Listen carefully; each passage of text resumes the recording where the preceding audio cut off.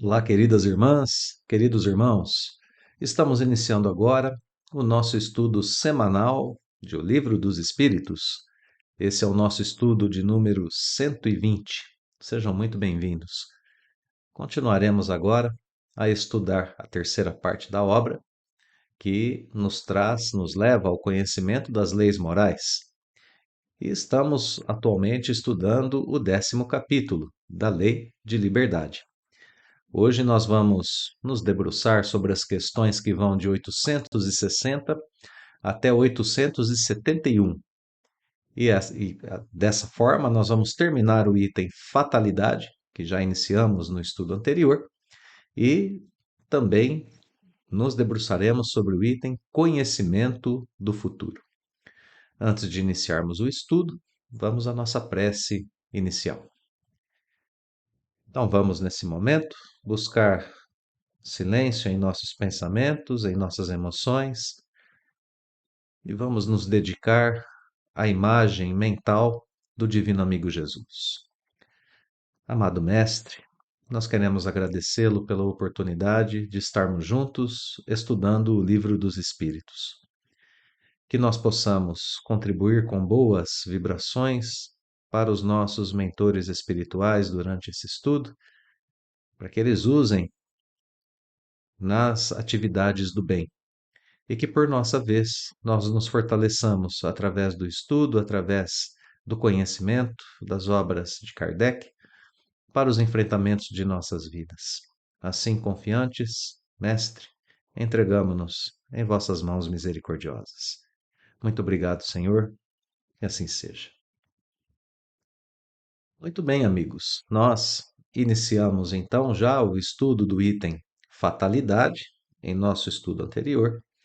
E dentro desse item nós começamos a investigar o conceito mesmo de fatalidade no início do estudo e a perceber como que existe uma certa fatalidade em nossas vidas na concepção vulgar que se faz do termo, ou seja, aqueles eventos que estão pré-determinados e que têm que acontecer de qualquer forma, portanto, em nossas vidas. Aprendemos que, de um modo geral, fatalidade mesmo para a vida do espírito encarnado existe apenas em dois eventos: quando nós nascemos e quando nós desencarnamos. E aí nós percebemos que sim, existem os planejamentos reencarnatórios, o espírito planeja o gênero de vida no qual ele vai atuar, e daí para frente, o que a gente tem é a nossa vontade, o nosso livre-arbítrio, conduzindo muitas vezes a nossa conduta aqui na Terra, e a partir desse contexto todo que envolve um planejamento, que envolve o nascimento, que envolve a desencarnação, o gênero de vida, e a partir disso tudo é que vão acontecendo os principais fatos da nossa existência. A gente pode juntar a essas informações uma informação muito importante que nós também tivemos já, que é aquela que diz que Deus impõe sim certos fatos para a vida dos homens, contanto que esses fatos sejam fatos que venham a colaborar com o progresso moral. São aqueles eventos que indiscutivelmente fazem o espírito progredir moralmente.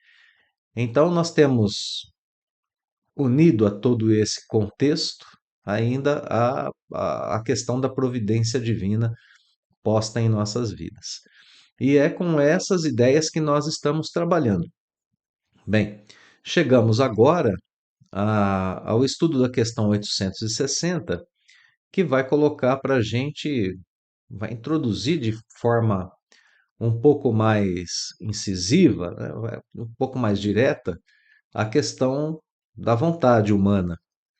E assim a gente vai trabalhar agora nessa fronteira entre a vontade humana e o planejamento espiritual. Então, vontade, escolha, consciência, esses termos vão aparecer logo no início do nosso estudo. Depois a gente vai perceber que dali para frente algumas condições materiais da vida terrena, o nosso destino material vai aparecer até a questão de número 867, que encerra o item fatalidade. E depois nós veremos o item conhecimento do futuro. E a gente já pode antecipar a seguinte informação: porque esse item conhecimento do futuro vem logo após o item fatalidade. A concatenação de ideias, né? Sequência de ideias. Porque se nós temos conhecimento do futuro, nós temos um evento que já está pré-determinado. Portanto, nós temos uma fatalidade. Vejam, né, que Kardec é muito sábio na forma como ele distribui as temáticas dentro de O Livro dos Espíritos. Então, o item conhecimento do futuro vem, de certa forma, arrematar as ideias, os conceitos já estudados sobre o item fatalidade. Bom, então vamos lá, vamos começando o nosso estudo aqui na questão 860 e vamos percebendo que aqui a gente já tem a palavra vontade unida às atitudes. E na questão 861, a gente tem a questão da escolha unida à consciência. Ao escolher sua existência, ele já sabia, né? A gente já trata dessa questão daqui a pouco, né? Quando o espírito escolhe a sua existência, ele já sabia de antemão que viria a ser um assassino.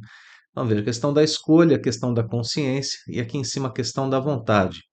A vontade que, de certa forma, já apareceu na questão anterior, quando Kardec perguntou se haveriam forçosamente alguns fatos que deveriam acontecer sem que os espíritos o quisessem, né?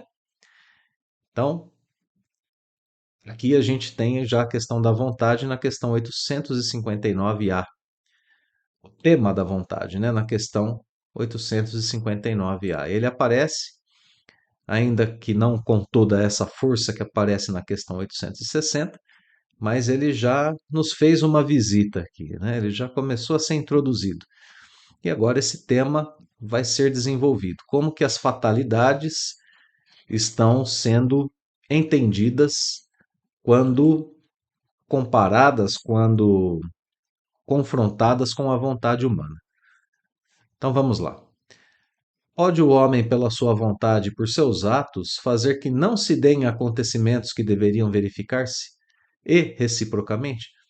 Então veja só, nós temos alguns acontecimentos que deveriam se verificar e o homem tem vontade e tem ações. Ele pode fazer com que esses acontecimentos que estavam pré-programados não aconteçam ou que aconteçam outros que não estavam pré-programados. Então é a base do estudo, né? Vontade versus fatalidade. Sim, ele pode. Resposta vem nesse sentido, né? Mas tem uma palavrinha aqui, né? Uma conjunção adversativa, um se. Pode, se essa aparente mudança na ordem dos fatos tiver cabimento na sequência da vida que ele escolheu. Então, essa conjunção se, ela coloca uma condição.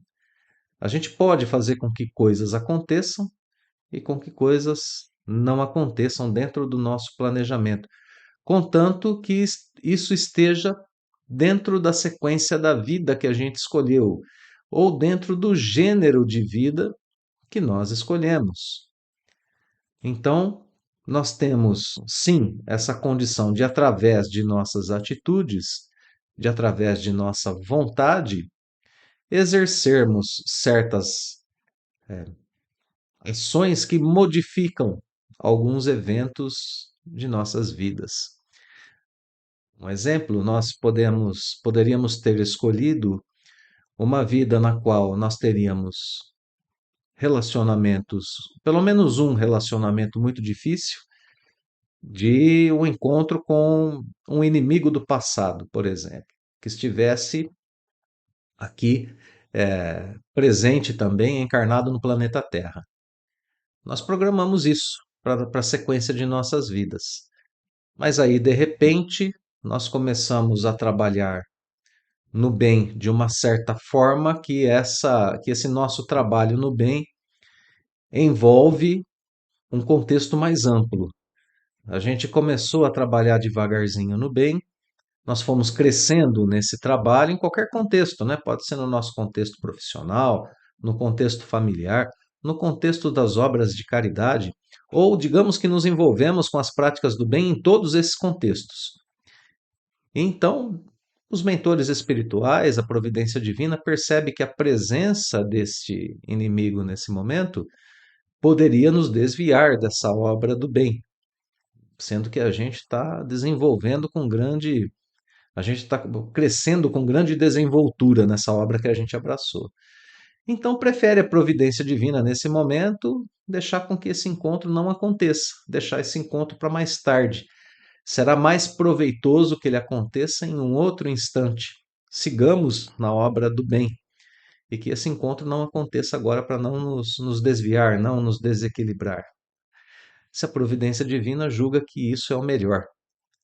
Então, é só um exemplo para a gente perceber que, de fato, se a gente ainda está dentro daquele gênero de vida programado e nós estamos agindo com grande intensidade dentro daquele gênero de vida, é muito provável que os planejamentos sejam levemente alterados, sem que eles venham a prejudicar o nosso desenvolvimento, né? Bom, segue a resposta dizendo: soma-se a isso, né? Acresce que, para fazer o bem como lhe cumpre, pois que isso constitui o objetivo único da vida, facultado-lhe é impedir o mal, sobretudo aquele que possa concorrer para a produção de um mal maior. Então, está sendo dito aqui nessa questão que nós temos, na resposta, né? Que nós temos apenas um objetivo em nossas existências, em nossa vida terrena, que é fazer o bem. Por isso utilizamos o exemplo citado agora há pouco. Esse é o nosso único objetivo. No contexto geral da encarnação, é fazer o bem. Então, como isso é o objetivo único da nossa existência, nos é facultado impedir o mal. Então, nós temos um grau de ação muito grande em relação ao mal que possa estar sendo realizado próximo de nós. E raramente nós levamos isso em consideração quando avaliamos os contextos da nossa existência.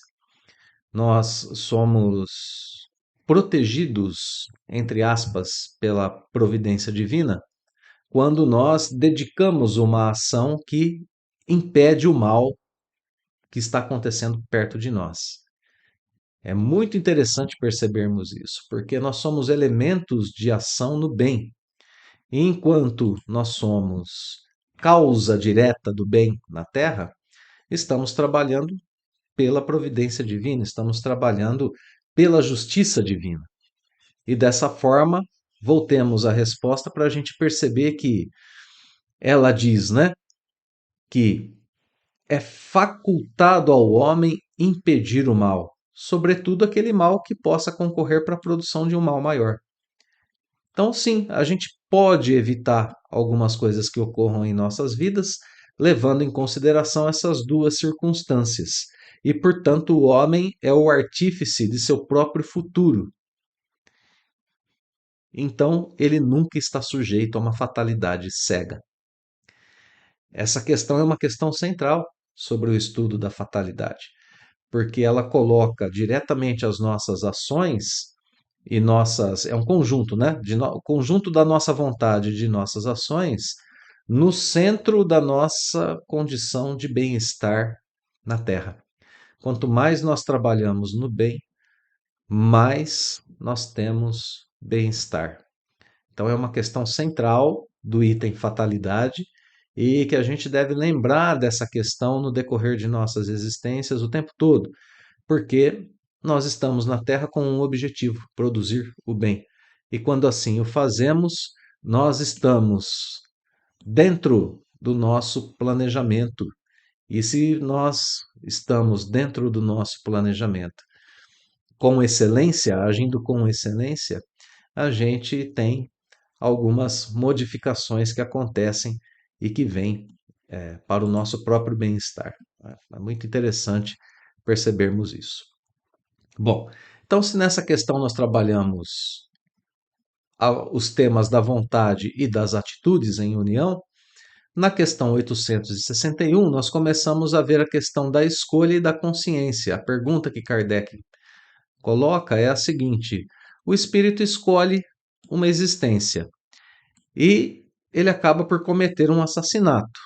Quando ele escolheu a sua existência, ele sabia que viria a ser um assassino, porque se ele souber que é um assassino de antemão, se ele tiver consciência do assassinato que ele vai praticar, ele deixa de ter uma certa responsabilidade sobre isso. Ele deixa de ter a responsabilidade plena sobre a atitude do assassinato, porque esse assassinato passa a ser uma fatalidade. Ele estava pré-programado, né? Então veja como que nós temos a questão da escolha, livre-arbítrio, com a consciência para determinar responsabilidade, para determinar o nível de fatalidade de nossas vidas, o grau de fatalidade que nós temos. E a resposta vem com um não. Ele não sabia, porque ele escolheu uma vida de lutas. Olha aqui, ele escolheu o gênero da sua existência, que é um gênero que traz para ele uma vida de lutas. Ele sabe que ele terá ensejo de matar alguém, mas não sabe se o fará, porque antes da atitude, antes do crime, quase sempre, e aqui a gente tem essa expressão quase sempre, existe a deliberação de praticá-lo.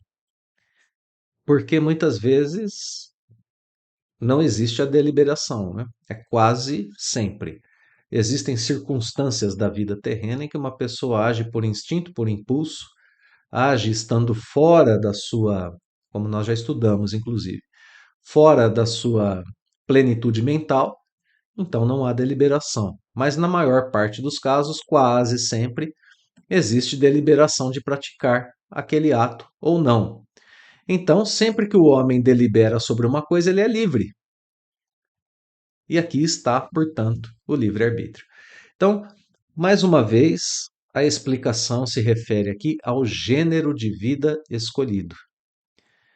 E a gente já pode aqui ter um quadro geral muito bonito entre essas duas questões, porque veja, a pessoa ao reencarnar, ela sabe que ela tem uma tendência uma tendência violenta, por exemplo, e ela escolhe já um gênero de vida, um gênero de existência que dá a ela essa consciência de que será uma vida de lutas, será uma vida muito difícil. E ela sabe que ela tem essa tendência à violência.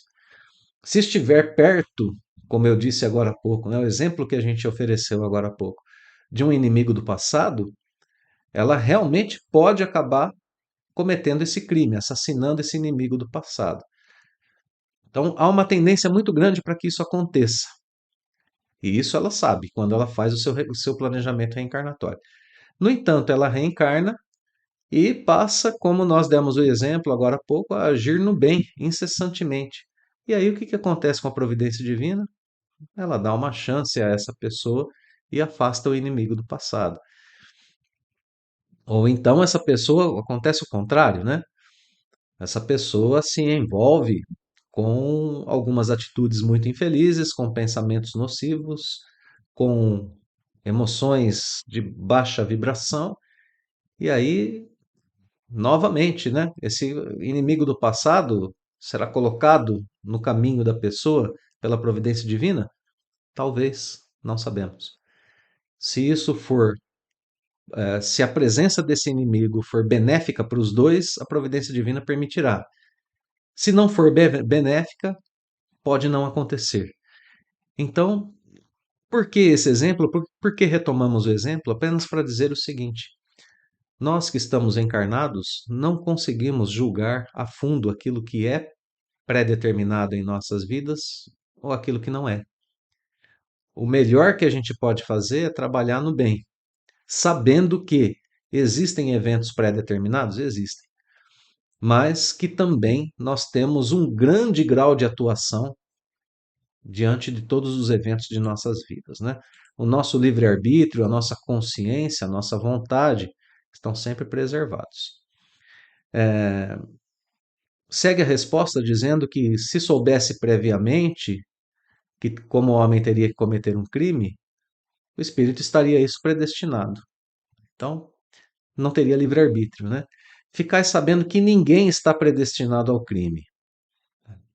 Que todo crime, como qualquer outro ato, resulta sempre, né? Da vontade e do livre-arbítrio. E aqui Allan Kardec vai fazer um comentário, logo na sequência.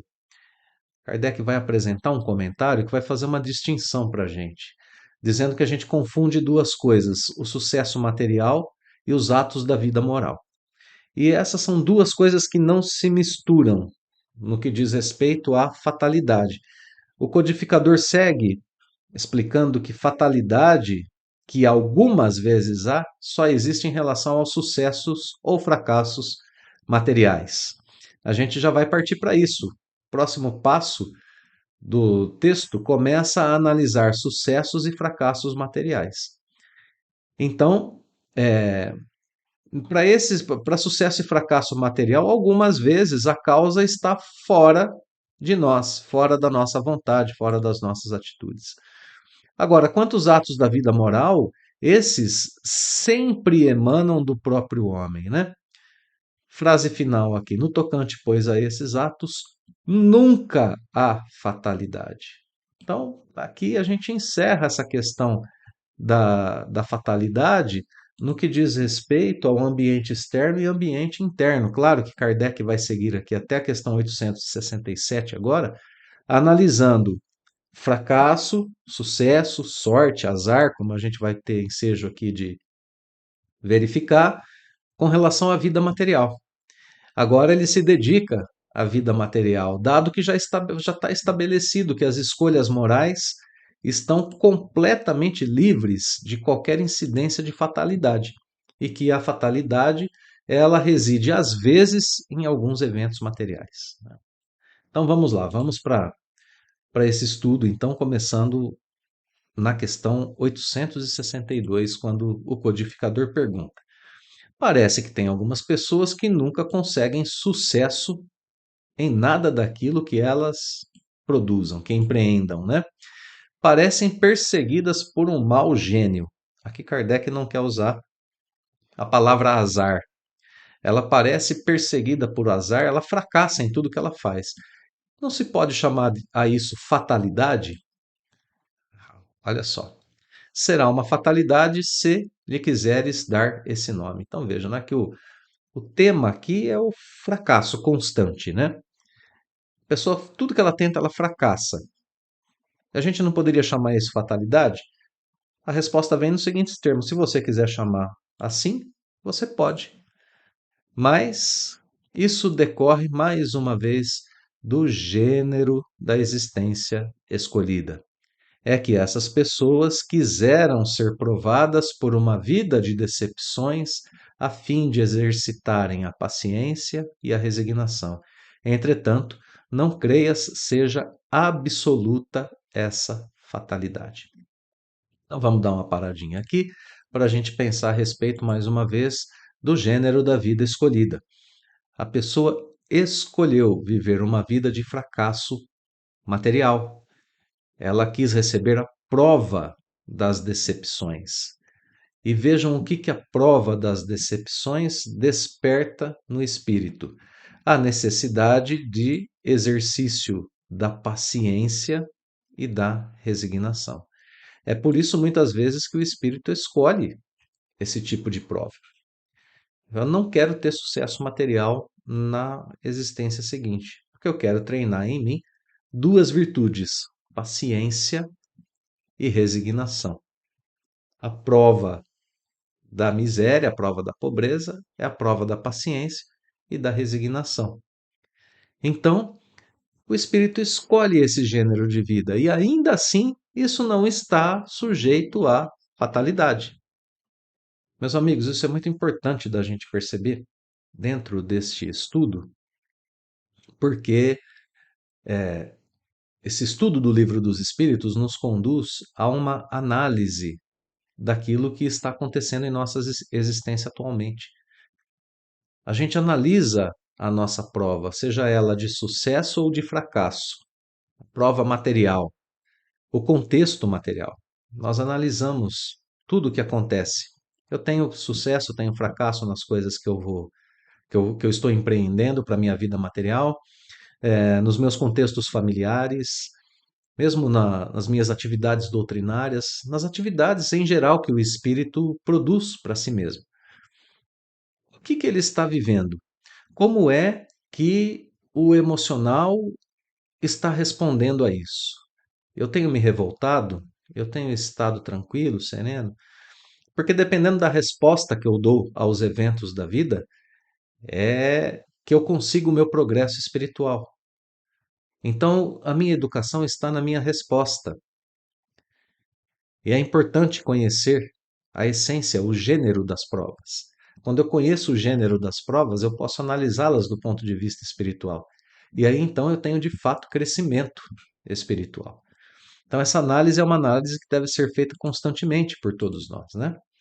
Bom, depois disso, a resposta vem apontando para as causas reais deste fracasso ou deste azar. E nós teremos duas causas, então. Primeira já foi posta aqui, gênero de vida. E segunda, o caminho falso que algumas pessoas tomam em discordância com suas inteligências e aptidões. Dizíamos agora, é preciso analisar o contexto, porque muitas vezes o contexto de vida que eu tenho é um contexto propício ao desenvolvimento que eu preciso para minha inteligência, para as minhas aptidões, ou o contexto no qual eu posso aplicar melhor a minha inteligência e as minhas aptidões para atingir os objetivos espirituais necessários. Paciência e resignação, no caso do exemplo dado. Então, segue a resposta dizendo: quase sempre obteria o homem bom êxito se só tentasse o que estivesse em relação com suas faculdades. É que muitas vezes a gente é ambicioso e a gente considera uma vocação o que não passa de desejo de satisfazer a certas paixões. Então, muito cuidado hoje em dia, né, com aquilo que o mundo nos apresenta. Hoje, um tipo de sucesso que está muito fácil para a gente, ou aparentemente fácil, é esse sucesso de sermos reconhecidos em redes sociais, né? Todo mundo quer ter um pouquinho mais de seguidores no YouTube, no Instagram e assim por diante, quer ter ali os likes, quer poder monetizar canal e tudo mais. Enfim, é uma tentação a gente fazer isso hoje. E a gente julga às vezes que é muito fácil, julga que tem vocação para determinadas coisas, e isso para a gente se transforma numa perda de tempo, num motivo de frustração muitas vezes e num incômodo emocional, né? Somos movidos por paixões, por ambição, quando estamos buscando esse tipo de coisa. Então, fracassamos por nossa própria culpa, né? Somos responsáveis pelo nosso fracasso. A gente, e aí, ao invés de assumirmos a responsabilidade, a gente se queixa do azar, né? Mas que azar, né? Olha o exemplo que termina a resposta. Um bom operário que ganharia honestamente a vida mete-se a ser um mau poeta e morre de fome. Bem, para a gente poder analisar bem o contexto das nossas existências, né? Para todos haveria lugar no mundo, desde que cada um soubesse colocar-se no lugar que lhe compete, fazendo essa análise de autoconhecimento, né? Essa análise é, que nos leva a termos sucesso naquilo que a gente precisa. Então, veja só, essa análise nos leva ao reconhecimento do gênero de existência que a gente escolheu, do reconhecimento de nossas faculdades, do reconhecimento do nosso objetivo, no caso aqui, exercício de paciência, de resignação, nos leva ao conhecimento daquilo que a gente deve exercitar, como, por exemplo, a previdência, aqui, né, nesses casos, para não sermos imprevidentes, para termos ali um grau de segurança nas realizações materiais. Então, essa análise constante nos leva a seguir caminhos mais seguros, né? Em acordo com as nossas aptidões e em acordo com o nosso planejamento. Grande ensinamento de O Livro dos Espíritos. Seguimos, questão 863. E os costumes sociais não obrigam muitas vezes o homem a se enveredar por certos caminhos? Então ele não estaria assim submetido à opinião geral? Olha como termina a questão. O que se chama respeito humano não constitui óbice ao exercício do livre-arbítrio? Então, agora a influência do meio, né? Nós tivemos primeiramente o fracasso, agora nós temos a influência do meio. Tem influência do meio como algo que possa ser considerado fatalidade? A resposta diz: são os homens e não Deus quem faz os costumes sociais. Então, sim, existe influência do meio, sim. Quando a gente reencarna em um meio familiar, em um país, em uma cidade, que tem os seus costumes e que certamente conduzem muitas de nossas escolhas. Mas isso não é uma questão de fatalidade, porque não foi Deus quem fabricou, quem fez os costumes sociais, mas sim os homens vivendo na Terra. Então isso não é fatalidade, não é? Muitas vezes o homem se submete a esses costumes porque lhe convém. Olha aqui. Tal submissão, portanto, representa um ato de livre-arbítrio, pois que, se o quisessem, poderiam libertar-se de semelhante julgo. Então a gente sabe que tem certos costumes sociais que são costumes sociais um tanto quanto infelizes. E a gente pode citar aqui, por exemplo, dois deles: o alcoolismo e o tabagismo. Até final da década de 70, começo da década de 80, tabagismo e alcoolismo eram amplamente divulgados, né, em propagandas, em filmes, em tudo aquilo que era de acesso às grandes massas. Era um costume social, ainda é hoje. Existem pessoas que dizem que bebem socialmente, né? Fazem uso do álcool para pertencerem a certos grupos sociais. Entre os jovens, então, isso é muito frequente. E é interessante porque essa questão dos jovens se envolverem com esses hábitos não acontece de hoje, já é muitas décadas no planeta Terra, né? E aqui, então, só para a gente poder ter um exemplo, um panorama daquilo que muitas vezes acontece. Mas ainda assim, vale a resposta de O Livro dos Espíritos. A influência do meio é criação humana. E muitas vezes o espírito se envolve com certos costumes para ter esse sentimento de pertencimento a um grupo. E, portanto, ele tem ali uma submissão consentida. Ele foi submetido àquilo, mas consentiu, porque seu livre-arbítrio o levou àquela situação. Vamos ver como que a gente termina essa resposta aqui, né? A culpa de tudo devem lançá-la ao tolo amor próprio, de que vivem cheios e que faz preferirem morrer de fome a infringi-los. Ninguém lhes leva em conta esse sacrifício feito à opinião pública, ao passo que Deus lhes levará em conta o sacrifício que fizerem de suas vaidades. Então, o que é que essa resposta está nos ensinando? Voltamos ao nosso exemplo. Eu gostaria muito de pertencer ao grupo que faz uso de uma certa substância que eu não quero fazer uso porque sei que ela é nociva à minha saúde. Então, se esse grupo não me aceita porque eu não quero fazer parte desse costume social, eu simplesmente abro mão disso. Vão me julgar como tolo, como alguém que não é descolado, como alguém que não faz parte e tudo mais. Isso vai ser muitas vezes um desafio para a minha vaidade. Mas eu vou sacrificar a minha vaidade e vou deixar o meu progresso espiritual correr com o bom uso do meu corpo físico, né? E então isso Deus leva em conta. O grupo social pode me afastar, mas no que diz respeito ao meu progresso espiritual, isso é melhor para mim. Então vejam só, né, que aqui a gente tem a relação entre o homem e Deus, entre o homem e outros homens nos grupos sociais, e a gente tem aqui um certo tipo de comportamento que está ali, é o comportamento moral, né, que o livre-arbítrio vai decidir. E a resposta termina dizendo que a gente não deve afrontar sem necessidade as opiniões, os costumes, os hábitos de certos grupos, né? Porque muitas vezes nisso é, tem mais também de orgulho do que de verdadeira filosofia, de verdadeira atitude voltada ao bem, né? Então, atenção a esses momentos. Vamos lá, sigamos. Questão 864. Voltamos agora, estamos sempre trabalhando aqui desde a questão 863 nas questões no tema, né, do destino material. Já começamos aqui com os costumes sociais, agora vamos falar um pouco sobre a sorte, e a gente vai ver que daqui por diante esse tema do destino material é o tema central. Bom, então, como há pessoas a quem a sorte em tudo é contrária, outras parecem favorecidas por ela. Tudo que fazem acontece bem. A que atribuir isso? Novamente, né?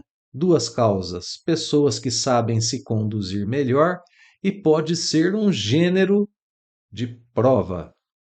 E aí a gente precisa parar mais uma vez aqui e reconhecer que a prova na vida terrena pode ser uma prova de dificuldade, no fracasso, e que a sorte em tudo também pode ser um gênero de prova. Porque o bom êxito embriaga e muitas vezes elas abrem mão da prudência e acabam se desviando do caminho. Então analisemos por um instante essa resposta, né? Sucesso com facilidade é sim um gênero de prova. A pessoa digamos, né? Ela sabe se conduzir, então tudo que ela faz está certo. É questão da responsabilidade dela, né? Escolhas e atitudes certeiras. Sabe se conduzir, tudo que faz dá certo. Ou então ela não sabe se conduzir, ela não se conduz bem, ela deixa com que a vida aconteça. E tudo parece dar certo para ela. Ela abre um negócio hoje, mas gasta muito dinheiro, gasta mais do que ganha, está sempre endividada. Chega no momento que o negócio vai à falência. Aí, de repente, ela tropeça em um concurso de loteria onde ela ganha um bom dinheiro. Resolve a sua vida. Novamente, gasta todo aquele dinheiro. Não é previdente. Ela vai tendo êxito e vai ficando cega. Ela fala: bom, amanhã acontece melhor, amanhã eu me recupero. Eu posso gastar tudo isso aqui que amanhã dará tudo certo novamente. Veja, né, que esse êxito, essa facilidade na vida, acaba por fazer com que ela fique cega, né? E então ela deixa de ser prudente. Por isso pode ser um gênero de prova. É uma prova para que ela saiba administrar melhor não apenas os recursos materiais, mas a questão também da prudência. Então, sim, a gente analisa aqui, né, os resultados porque eles são indícios da prova. Fica a dica da prudência. Segue o texto, né? De novo, aquela ideia que a gente esboçou agora há pouco, né? Sempre analisarmos esses contextos de nossas vidas para descobrirmos onde é que estamos sendo provados, né? 865. Como se explica a boa sorte, que a boa sorte, né, favoreça algumas pessoas em circunstâncias com as quais, agora olha só, nada tem a ver com a vontade nem a inteligência. No jogo, por exemplo, a pessoa joga e sempre ganha. Acho que todo mundo conhece alguém assim, né? Porque alguns espíritos escolhem previamente certas espécies de prazer. A fortuna que os favorece é uma tentação. Aquele que, como homem, ganha, perde como espírito. É uma prova para o seu orgulho e sua cupidez. Nem precisamos comentar muito essa resposta, porque já temos a mesma ideia das respostas anteriores, né? Aqui a pessoa tem uma sorte enorme no jogo, por exemplo, e ele fica inebriado pelas coisas da matéria, fica embriagado pelas coisas materiais e se deixa levar por orgulho e cupidez. E isso é para ele também uma prova escolhida previamente. 866. Então, a fatalidade que parece presidir aos destinos materiais de nossa vida também é resultante do nosso livre-arbítrio? Conclusão, né? De tudo que Kardec estudou até agora sobre o destino material humano, falando sobre fracasso, sucesso, sorte, azar, tem aqui a sua conclusão na questão 866. Fatalidade, então, Com relação ao destino material, também é resultante do livre-arbítrio? Sim, tu mesmo escolheste a tua prova. Os que passam a vida na abundância e na aventura humana são espíritos pusilânimes que permanecem estacionários. Assim, o número dos desafortunados é muito superior ao dos felizes nesse mundo. Atento que os espíritos, na sua maioria, procuram as provas que lhes sejam mais proveitosas. Que passagem esclarecedora é essa? Quando estamos no plano espiritual, temos um olhar sobre a vida que diz o seguinte: eu sou um espírito e, como espírito, enquanto espírito, eu preciso crescer na paciência, na resignação. Vou escolher as provas um pouco mais difíceis para que eu cresça um pouco mais depressa. Aí a gente reencarna e transforma o planejamento reencarnatório em um planejamento reclamatório. A gente passa a reclamar das escolhas que a gente fez no plano espiritual. Ah, para mim nada dá certo, tudo que eu faço não se conduz bem. E a gente não analisa as escolhas que fazemos aqui, né? Se a gente se dirige bem, como está colocado aqui no Livro dos Espíritos, nós não analisamos as nossas faculdades, nossas potencialidades, os objetivos espirituais da nossa existência, a gente deixa de analisar essas coisas e aí a gente se põe a reclamar. Mas a explicação aqui é belíssima, muito esclarecedora e consoladora. Por que a gente tem mais desafortunados na Terra? Porque, enquanto espíritos, escolhemos aquilo que era melhor para o espírito e não para o corpo.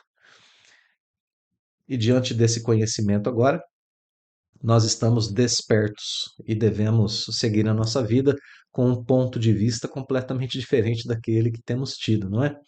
Vale uma visita ao Evangelho segundo o Espiritismo? Justamente nessa obra nós temos lá o item, o ponto de vista.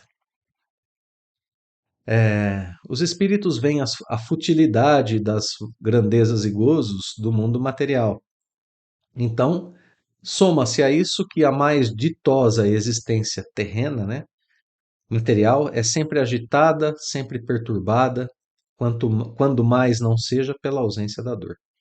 Então, as provas, as dificuldades, tudo isso vem com essa intenção, com esse intuito de nos fazer crescer espiritualmente, e tudo isso é previamente escolhido, embora nós muitas vezes não compreendamos porque olhamos apenas do ponto de vista material da nossa existência. Última questão. Kardec pergunta de onde vem a expressão nascer sob uma boa estrela. Antiga superstição. Antiga superstição, né? É uma alegoria que algumas pessoas fazem a tolice de tomar ao pé da letra. É uma superstição, uma alegoria. Povos mais antigos, nossa interpretação sobre a vida falhava por falta de informação, e daí as superstições. Hoje, nós temos essas informações espirituais reveladas pelos espíritos superiores que nos levam a conclusões muito melhores, né? Não temos uma boa ou uma má estrela, temos um planejamento reencarnatório que nos conduz ao caminho necessário para o nosso progresso. E, portanto, planejamento é sempre um bom planejamento. Embora muitas vezes as escolhas do nosso livre-arbítrio diante desse planejamento não sejam as melhores. E o livro dos Espíritos está aqui para conduzir essa nossa conduta, né? Para readequar a nossa conduta diante do planejamento feito, diante das fatalidades que estiverem em nosso caminho, quando elas existirem, né?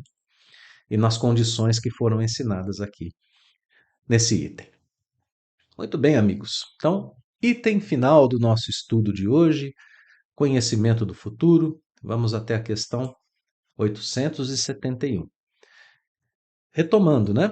Conhecimento do futuro. Se houver conhecimento revelado ao homem a respeito do futuro, nós podemos pensar que existe aí uma fatalidade, que algo tem que acontecer e que foi revelado. Então, futuro pode ser revelado ao homem? Em princípio, diz a resposta, o futuro lhe é oculto. Em princípio, é oculto. E apenas em casos raros e excepcionais, Deus permite que seja revelado. Então, em princípio, é oculto. É uma lei geral que pode em determinados casos, receber certas exceções. Então, é um princípio, né, de que o futuro é oculto. Em casos excepcionais, receberá certas exceções. Então, agora a gente tem que continuar o estudo para, enfim, poder relacionar essa informação com com o estudo a respeito da fatalidade. 869. Com que fim o futuro se conserva oculto ao homem? Por que é assim? Para que o homem não negligencie o presente, se ele souber o que vai acontecer no futuro, ele pode deixar de agir. Então, aquele futuro, por consequência, pode deixar de acontecer. É assim que nós vimos as questões da fatalidade agora há pouco, não é mesmo? Reencontro com inimigos e outras situações da vida terrena. Então, porque aqui a gente está falando a respeito da vida, estamos focados na vida material. Mas no que diz respeito à vida espiritual, é bom sempre lembrarmos, o Espiritismo nos diz que nós temos uma fatalidade, sim, para a vida espiritual. A fatalidade que diz que um dia todos nós seremos perfeitos e plenamente felizes. Essa é uma fatalidade espiritual programada por Deus para a nossa existência enquanto espíritos. E que o caminho das reencarnações é a estrada que nos conduz a isso, né? Então, o homem negligenciaria o presente, deixaria de agir e não concretizaria o futuro que está programado para acontecer com relação à vida material, um futuro mais próximo, né? Então, qual é a finalidade do futuro se preservar oculto ao homem? É a preservação da ação que garante o futuro que deve ser construído, né? E assim, então, o homem não obraria com a liberdade com que faz, porque o dominaria a ideia de que uma coisa tem que acontecer. Então, se tem que acontecer, é inútil fazer qualquer coisa, ela vai acontecer, né? E como nós pudemos perceber, não é assim. E se não é assim, nós temos perfeitamente encaixada a ideia de fatalidade com a ideia de revelação do futuro. O futuro deve acontecer contanto que o homem haja de certa maneira. Aí está o futuro. O homem segue agindo e construindo um futuro para si mesmo, que deve acontecer. Então, é, poderia ser revelado? Deus sabe daquele futuro? Sabe, mas se revelar pode causar esse efeito contrário, né? Então não é fatalidade, é construção. Estão plenamente encaixadas aqui as duas ideias, né? Não quis Deus que assim fosse, a fim de que cada um concorra para a realização das coisas, até daquelas que desejaria opor-se. Então, tem certas coisas que eu não gostaria que acontecessem na minha vida, mas precisam acontecer. Então, não se revela o futuro por causa disso, né? Para que a gente possa agir com liberdade e que os acontecimentos, através da lei de causa e efeito, surjam de maneira educativa para todos os homens. Segue questão 870. Então vamos lá. Mas se convém que o futuro permaneça oculto, por que permite Deus que seja revelado algumas vezes? Pronto, né? Aqui, conclusão das. Já partimos para a conclusão das ideias, né? Deus permite quando o conhecimento prévio do futuro facilite a execução de uma coisa. Olha como segue a resposta, amigos. Obrigando o homem a agir diversamente do modo por que agiria se não lhe fosse feita a revelação. Então, se a gente comparar essas duas questões, a 869 e a 870, a resposta, né, das duas, a gente encontra uma coisa em comum nessas duas respostas. Na 869, o, o futuro fica oculto para fazer com que o homem haja de uma determinada forma. E na 870, o futuro lhe é revelado para garantir que o homem haja de uma determinada forma. Então, ele é, na maior parte do tempo, oculto para garantir a ação humana. E quando é revelado, ele é revelado para garantir a ação humana. E é assim que a providência divina trabalha por todos nós. É assim que ela trabalha por todos nós, oferecendo a cada um, em cada momento, em cada circunstância, aquilo que há de melhor para o progresso do espírito. É muito importante, muito interessante percebermos como que essa ação divina se dá em nossas vidas. Porque o futuro nos vem através de intuições, às vezes, através de uma palavra amiga de alguém que está próximo, através daquele médium vidente, como nós costumamos a chamá-los, né, muitas vezes. Ela vem através de diversas formas, mas vejam que quando vem, primeiramente, a gente precisa analisar para ver se aquela informação é uma informação boa ou não, e depois a gente passa a agir. Até porque é bom voltarmos, né, a essa resposta 870, né? Permite o conhecimento e não raro é uma prova. É uma prova. A perspectiva de um acontecimento podem surgir pensamentos mais ou menos bons. Então, por isso estávamos dizendo, é preciso analisar a informação que chega e analisar do seguinte ponto de vista: bom, se esse futuro que está sendo me revelado, que está sendo revelado para mim, é uma coisa boa, eu devo trabalhar por ele. Se é uma coisa ruim, devo trabalhar para evitá-la. E por que está sendo revelado? Como isso, nesse momento, tocou o meu emocional? Que preocupações isso me trouxe? Como eu estou me comportando diante dessa informação? De novo, a análise do contexto, do gênero de vida, das nossas aptidões, de tudo aquilo que a gente sabe que está sendo colocado para o nosso conhecimento nessas questões do Livro dos Espíritos. É belíssimo percebermos que existem as condições, os planejamentos, que tudo isso está à disposição do nosso progresso espiritual. Eu sei que pode daqui ainda surgir mais uma questão, que é a questão dos médiums videntes, né? Esses médiums que preveem o futuro. E Allan Kardec tem uma explicação muito boa sobre isso no Obras Póstumas. Ele diz que o vidente apreende o curso dos acontecimentos, na verdade. O médium vidente, ele percebe com a sua percepção espiritual o curso de certos acontecimentos na vida da pessoa.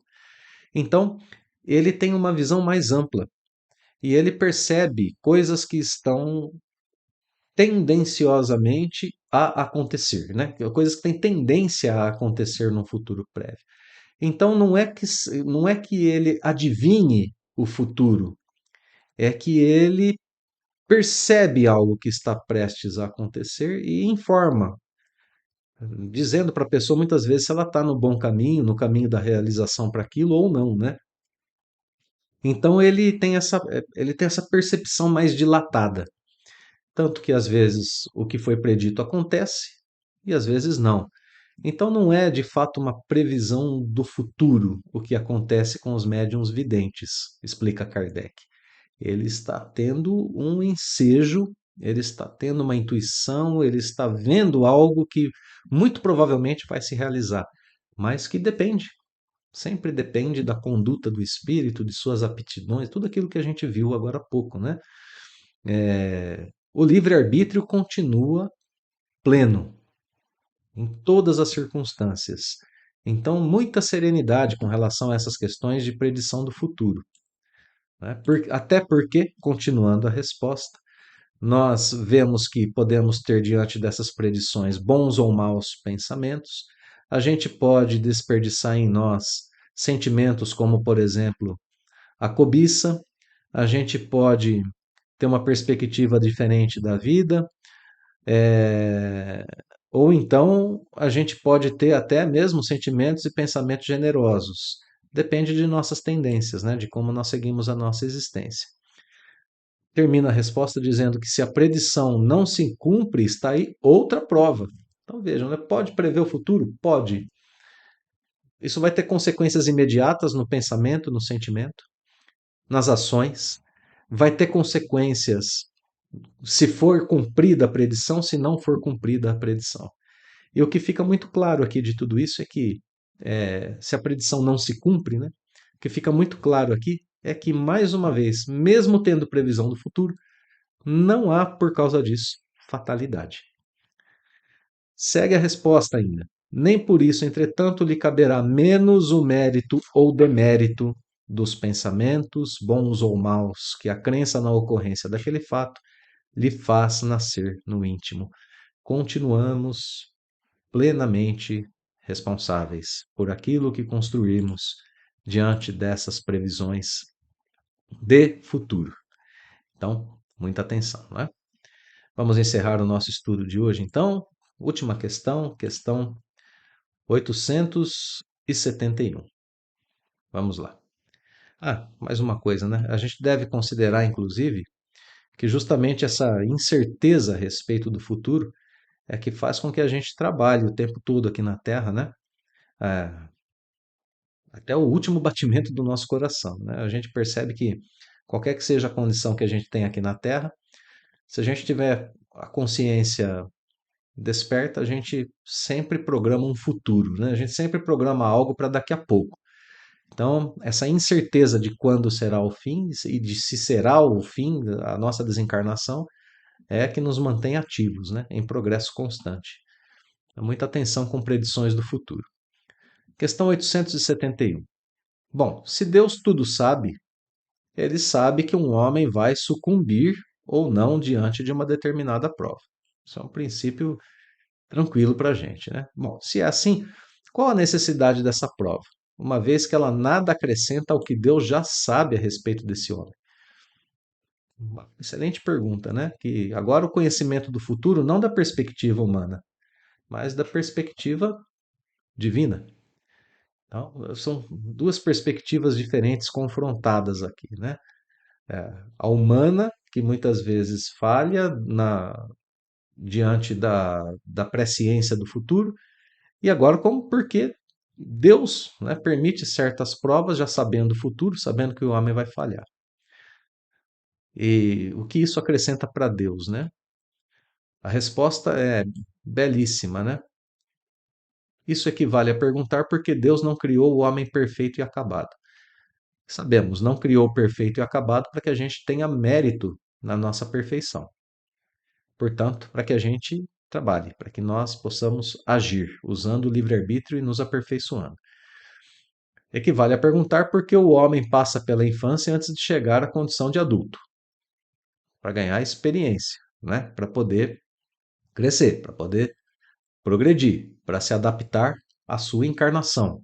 Tudo aquilo que envolve a infância, né? A prova não tem por fim dar a Deus esclarecimento sobre o homem, porque Deus já sabe, né? Mas a prova tem por fim dar ao homem toda a responsabilidade de sua ação, uma vez que tem a liberdade de fazer ou não fazer. Então, o objetivo da prova aqui está posto, né? O objetivo da prova não é para Deus, é para o homem. A prova fortalece aquele que está vivendo a prova. A prova tem por efeito pô-lo em luta com as tentações do mal e conferir-lhe todo o mérito da resistência. Ora, conquanto saiba de antemão se ele sairá bem ou não, Deus não o pode, em sua justiça, nem punir nem recompensar por um ato que ainda não foi praticado. Então, aqui o contexto geral da nossa encarnação e o contexto geral da providência divina de Deus, né? Observando tudo aquilo que acontece conosco enquanto estamos encarnados. É uma explicação maravilhosa, né? É uma explicação que nos esclarece e nos consola bastante também. Encerramos então com o comentário de Allan Kardec, lançando agora dois exemplos para ilustrar aquilo que foi dito nessa última questão sobre a, o tema, né, da predição do futuro. Kardec escreve que assim também acontece entre os homens e dá exemplo, né? Tem um estudante que é muito capaz, no entanto, apesar do professor saber que ele tenha ou ter a certeza de que ele terá bom êxito, de toda forma lhe aplica o exame, lhe aplica a prova. E assim também com Deus para com todos nós. Do mesmo modo que um juiz não condena um acusado sem ele ter praticado o crime. Ele só vai condenar depois que a pessoa praticar o crime. Se não tiver ato consumado, não tem nem julgamento. Então, Kardec usa essas imagens, né, da vida terrena para poder, nos dar exemplos do que acontece com a onisciência de Deus, a respeito das nossas atitudes, né? Do nosso futuro. Quanto mais se reflete nas consequências que teria para o homem o conhecimento do futuro, melhor se vê quanto foi sábia a providência em lhe ocultar. A certeza de um acontecimento venturoso o lançaria na inação, a de um acontecimento infeliz o encheria de desânimo. Em ambos os casos, suas forças ficariam paralisadas. Daí, o não lhe ser mostrado o futuro senão como meta. Pronto, tá ótimo até aqui essa leitura, né? Essa resposta que nos diz, nessa resposta, não, desse comentário de Kardec que elucida mais uma vez a certeza de uma felicidade para daqui a pouco faria com que nós nos acomodássemos. A certeza de um acontecimento infeliz nos desanimaria e nós não trabalharíamos para evitá-lo. Então, é assim que o homem constrói para si mesmo o seu próprio futuro. Deus sabe? Sabe. Pode revelar às vezes? Pode. Isso constitui fatalidade? De modo algum, porque estamos obrando, estamos trabalhando por nós mesmos o tempo todo. E para a gente terminar esse estudo, eu quero citar apenas de passagem um texto do Espírito Emmanuel, quando ele, no livro Emmanuel, fala sobre determinismo e livre-arbítrio e nos oferece uma imagem belíssima. Ele nos pede para imaginarmos um homem que sai em viagem, uma pessoa que sai para viajar. E ele traça o seu trajeto para a viagem. Ele escolhe o dia da partida, seria o dia da nossa reencarnação, não é? Escolhe os caminhos, as estradas, as paradas. Então, ele está traçando o gênero de sua viagem, o gênero da nossa existência reencarnatória. Ele escolhe ali as atividades que vai realizar, ele escolhe as rotas que mais lhe agradam, aquelas que melhor podem conduzi-lo. Mas acontece que num determinado momento ele pode desviar ou não do roteiro que ele traçou, porque ele pode descobrir no caminho que algo lhe apraz e então procurar por aquilo.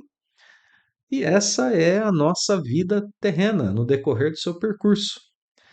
E é o nosso livre-arbítrio trabalhando, que pode fazer com que nós cheguemos a um determinado lugar, ao lugar que nós traçamos para o final da nossa viagem, ou não, né?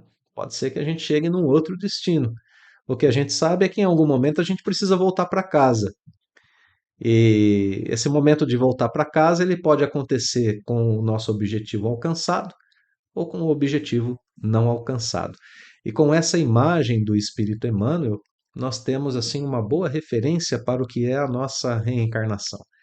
Planejamento, os caminhos traçados, as rotas escolhidas, os objetivos e o nosso livre-arbítrio escolhendo a cada dia a velocidade do nosso progresso, os caminhos que percorremos, as coisas que nos chamam a atenção no decorrer dessa estrada.